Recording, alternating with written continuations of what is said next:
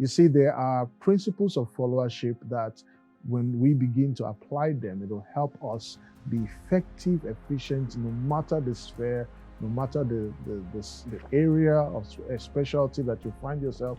These principles work. When I first wrote my first book on followership, I started getting a lot of feedback and getting people's opinions about followership in general.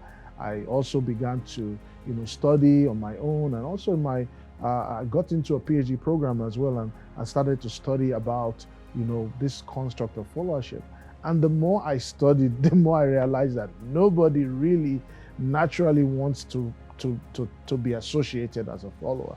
Nobody wants to know about this construct. The more I thought about it, the more I realized that, wow, followership actually is a very, very vital aspect for life. If we all aspire to lead well, and we're spending time trying to understand what it means to lead well, I dare say that we should also try to figure out what it also means to follow well, because you can't, if you're leading well, then it means that you have people who are following well, and it's they all go together. There's power in understanding. When we understand something, we're not just giving it a surface approach. We're not investigating it just from the surface. When you really seek to understand something, you're going deep into the nuances, deep into the intricacies of what that thing is about. When you understand how to speak a language or to write code, you're able to express it easily, and you're able to do it well. And I just say one of the reasons why people are not following well is because they lack understanding of what followership really is. And that's what this book comes to give, some perspective that will jolt our understanding on the topic of followership. So we have to first understand what followership is, how it affects us, and the influence that followers have. Yes, followers have influence. Yes, followers have influence. And when we understand the influence we carry and the responsibility that comes with that influence, it will help us to follow well. When I talk about following well in the book, I'm basically talking about having an understanding of what it means to follow. Having an understanding that when we follow, that it enables us to deal with drama.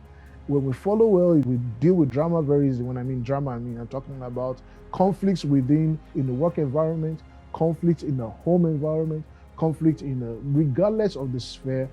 This book and the contents of this book will help you know how to navigate through all those things. I came into followership studies with a lot of baggage. I looked at people who followed as weaklings. I looked at them as zombies. I looked at people who followed. I never wanted to be associated as a follower, but I wanted to be associated with leadership. And so I talk about my transition, how that whole ideology of leader versus follower and follower versus leader, how I began to really begin to embrace followership.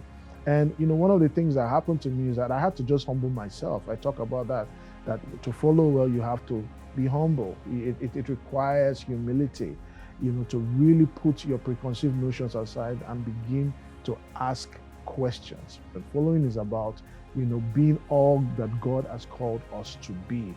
It's understanding that my life is beyond us, is beyond just our physical realm. By that I mean just beyond, what you can get for yourself, but that our life ultimately is to be lived for the benefit of God and the benefit of others. You have to be intentional about it.